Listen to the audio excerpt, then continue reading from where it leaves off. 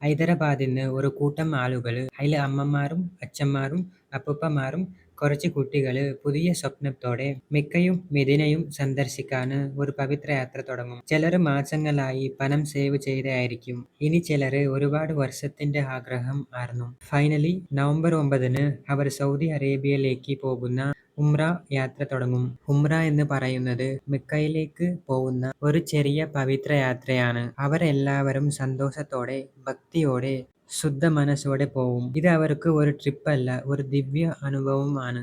അവർ ബസ്സിൽ ഒന്ന് ചേർന്ന് മെദീനയിലേക്ക് പ്രയാണം തുടങ്ങും. മെദീന എന്ന് പറയുന്നത് സൗദി അറേബ്യയിലെ ഒരു പവിത്ര നഗരമാണ്. ഇത് പ്രൊഫറ്റ് മുഹമ്മദ് ജീവിച്ചിരുന്ന സ്ഥലമാണ്. അതുപോലെ തന്നെ മരിച്ച സ്ഥലമാണ്. രാത്രി നല്ല തണുപ്പുള്ള സമയമായിരുന്നു. റോഡ് ശാന്തമായിണ്ടായി. പാസഞ്ചേഴ്സിൽ പലരും നല്ല ഉറക്കത്തിലായിരുന്നു. അയില് കുറച്ച് പേര് ദിവസം മുഴുവൻ നടന്ന് ഒരു ടയേർഡായിരുന്നു. ഇനി കുറച്ച് പേര് പതിയെ സംസാരിക്കുവായിരുന്നു. ഇനി കുറച്ച് പേര് മനസ്സിൽ ഓർക്കുവായിരുന്നു രാവിലെ ആയ ശേഷം വീട്ടിലോട്ട് വിളിക്കണം എന്ന്. പക്ഷെ ഏകദേശം രാവിലെ 1:30 സമയത്തിൽ ഒരു അൺഎക്സ്പെക്റ്റഡ് സംഭവം സംഭവിക്കും.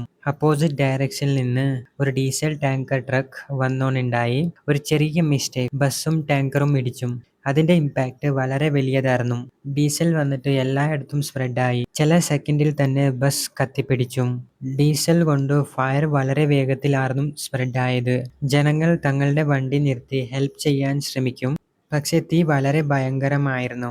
ഫയർ വളരെ വലുതായി. ഹൈവേ മുഴുവനും പ്രകാശിച്ചും. ബസ് മുഴുവനും തീയിലാർന്നു. കുറച്ച് സമയത്തിൽ തന്നെ റെസ്ക്യൂ ടീം വന്നാലും ആരെയും രക്ഷിക്കാൻ പറ്റിയില്ല. ടോട്ടലായി 46 പേര് ബസ്സിൽ ഉണ്ടായിരുന്നു. അതിൽ ഒരാള് മാത്രം സീരിയസ് ആയി ഇഞ്ചുറിയോടെ ജീവിച്ചു. ഇനിയുള്ള 45 പേരുടെ ജീവൻ നഷ്ടപ്പെട്ടിരിക്കുവാണ്. ഹൈദരാബാദിലുള്ള കുടുംബങ്ങൾക്ക് രാവിലെ കിട്ടിയ ഫോൺ കോൾസ് അവർ ഒരിക്കലും മനസ്സിൽ വിചാരിച്ചില്ലായിരുന്നു.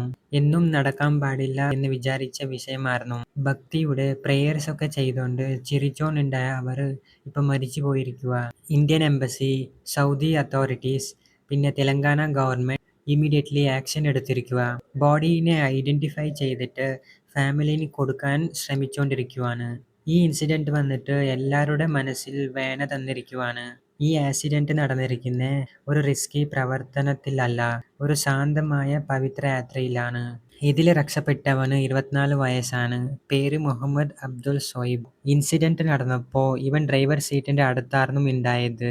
ഇപ്പൊ വന്ന റിപ്പോർട്ട്സ് പറയുന്നുണ്ട് ഇതിൽ 28 പേര് വുമൻ എന്നാണ്, 17 പേര് മെൻ എന്നാണ്. ഇതിൽ 2 ഫാമിലി കംപ്ലീറ്റ് ആയി മരിച്ചു പോയിരിക്കുക എന്നാണ് ഇപ്പൊ ഈ വീഡിയോ ചെയ്യുന്ന മുന്നേ ഉള്ള ന്യൂസ്.